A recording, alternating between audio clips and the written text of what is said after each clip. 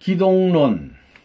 기독론에서는 하나님을 중심한 예수와 성신과의 관계, 예수와 성신과 타락인간과의 관계, 중생과 삼위일체 등 기독론에 관한 제 문제를 다루게 된다. 오늘에 이르기까지 이러한 문제에 대한 미해결로 말미암아 기독교의 교리와 신앙생활에 적지 않은 혼란을 일으켜왔다. 그런데 이 문제를 해결하기 위하여는 창조본연의 인간의 가치가 어떠한가를 먼저 알아야 한다. 기독론에 있어서는 하나님을 중심한 예수님과 성신과의 관계, 그리고 예수님과 성신과 타락인간과의 관계에 대해서 알아보도록 하겠습니다. 중생과 삼위일체에 대해서도 다루게 됩니다. 창조 목적을 완성한 인간의 가치. 창조 목적을 완성한 인간은 첫째, 하나님적인 가치를 가지게 됩니다. 둘째, 우주관에 있어서 유일무이한 존재이다. 셋째, 천주적인 가치를 가지고 있다. 하나님을 중심한 몸과 마음이 하나된 인간, 즉 완성한 인간, 창조 목적을 완성한 인간은 첫째, 하나님적인 가치를 가지게 됩니다. 두 번째, 이 우주관에 있어서 유일무이한 존재가 되는 것입니다. 셋째, 천주적인 가치를 가지게 됩니다. 창조 목적을 완성한 인간과 예수님. 인류 역사는 에덴 동산에서 잃어버렸던 생명나무를 역사의 종말의 세계에서 복귀하여 지상천국을 이루려는 복귀 승리의 역사이다.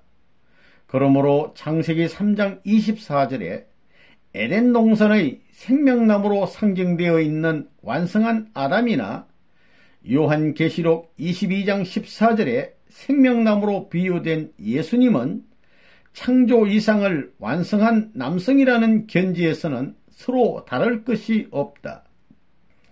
완성한 인간은 하나님과 같은 신성을 가진 가치적인 존재이며 유일무이한 존재이며 천주적인 가치의 존재이다. 예수님이 지니신 가치가 아무리 크다 할지라도 완성한 남성이 가지는 가치 이상의 것을 가질 수는 없다. 그러므로 예수님은 어디까지나 창조 목적을 완성한 인간으로 오신 분이시다. 인류 역사는 에덴 동산에서 잃어버렸던 생명나무를 역사의 종말 시대에 계시록에 기록되어 있는 생명나무로 복귀하여 지상천국을 이루려는 복귀 승리 역사인 것입니다. 그렇기 때문에 창세기 3장 24절에 기록된 에덴 동산의 생명나무로 상징된 완성한 아담이나 요한계시록에 기록되어 있는 생명나무로 상징된 예수님은 가치적인 면에서 동일한 것입니다. 완성한 인간의 가치가 곧 예수님의 가치가 되는 것입니다. 따라서 예수님은 완성한 인간이시라는 것을 알 수가 있습니다. 예수님은 하나님 자신이신가? 빌립이 예수님에게 하나님을 보여달라고 하였을 때 나를 본 자는 아버지를 보았거늘 어찌하여 아버지를 보이라 하느냐? 나는 아버지 안에 있고 아버지는 내 안에 계신 것을 너가 믿지 아니하느냐라고 대답하셨다. 이러한 선구에 의하여 많은 신앙인들은 예수님을 창조주 하나님으로 알고 있었다. 예수님은 완성한 인간으로서 하나님과 일체이시기 때문에 그의 신성으로 보아 하나님이라고 할 수는 있으나 하나님 자신이 될 수는 없다.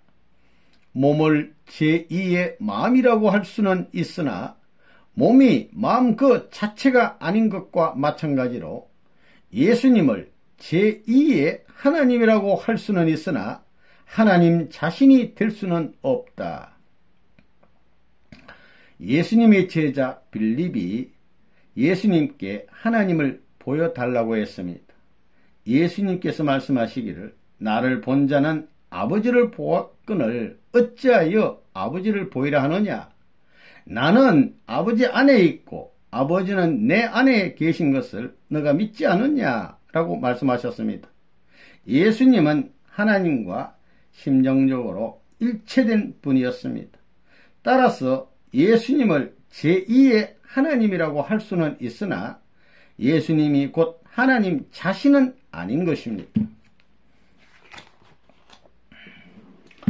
타락인간과 예수님. 예수님은 창조 목적을 완성한 인간으로서의 가치를 갖추고 계셨기 때문에 천사를 비롯한 모든 피조 세계를 주관할 수 있는 자격을 가지고 계셨다. 예수님은 원죄가 없기 때문에 사탄이 침범할 수 있는 아무런 조건도 없다. 예수님은 하나님의 뜻과 심정을 완전히 아시고 그 심정을 채우라는 입장에서 생활하고 계신다. 그러나 타락한 인간은 창조 목적을 완성한 인간으로서의 가치를 갖추지 못하였으므로 자기보다 저급하게 창조된 천사를 우러러볼 정도로 천한 자리에 떨어져 버렸다. 타락한 인간은 원죄가 있으므로 사탄이 침범할 수 있는 조건이 그대로 남아있다. 하나님의 뜻과 심정을 알 수 없다. 예수님은 창조 목적을 완성한 인간으로서의 가치를 갖추고 계신 분입니다. 예수님은 하나님과 일체적인 분이십니다. 따라서 예수님은 피조 세계, 만물 세계를 주관할 수 있는 분입니다. 그래서 예수님은 천사를 비롯한 피조 세계를 주관할 뿐만 아니라 원죄가 없으시고 하나님의 뜻을 알 뿐만 아니라 하나님의 심정을 채우려면서 사시는 분입니다. 그러나 타락 인간은 하나님과의 관계가 끊어졌기 때문에 아무런 가치가 없는 존재입니다. 따라서 피조 세계 만물을 사랑으로 진리로 주관할 수 없습니다. 따라서 천사를 비롯한 피조 세계를 우러러볼 정도로 천한 자리에 떨어져 버렸습니다. 또한 원죄가 있으므로 하나님의 뜻과 심정을 모르고 살고 있는 것입니다. 따라서 인간은 타락한 상태에 머물러 있는 한 아무 가치도 없는 존재이다. 그러나 참부모 되시는 예수님으로 말미암아 중생하여 원죄를 벗고 선의 자녀가 되면 예수님과 같이 창조 목적을 완성한 인간으로 복귀되는 것이다. 인간은 타락한 상태에 머물러 있는 한 아무런 가치가 없는 존재입니다.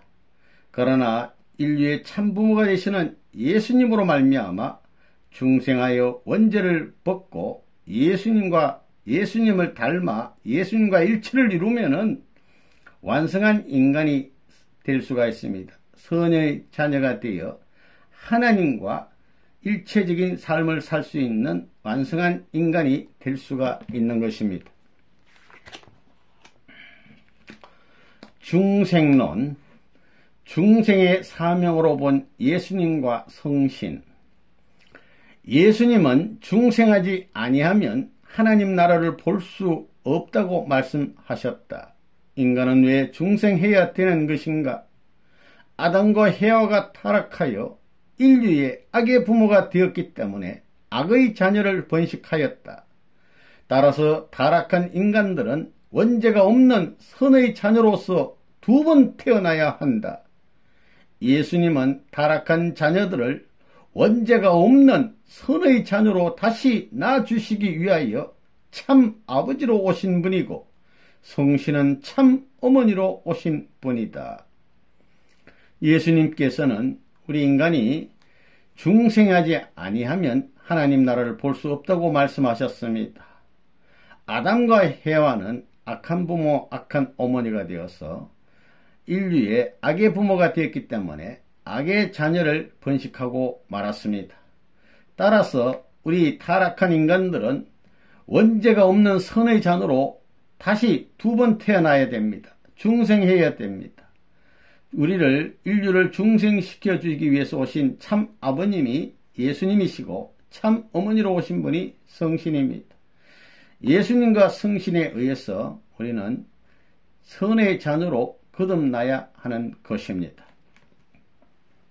예수님과 성신에 의한 영적 중생, 우리가 성신의 감동에 의하여 예수님을 구주로 믿게 되면 예수님과 성신에 의한 영적 참부모의 사랑을 받게 된다.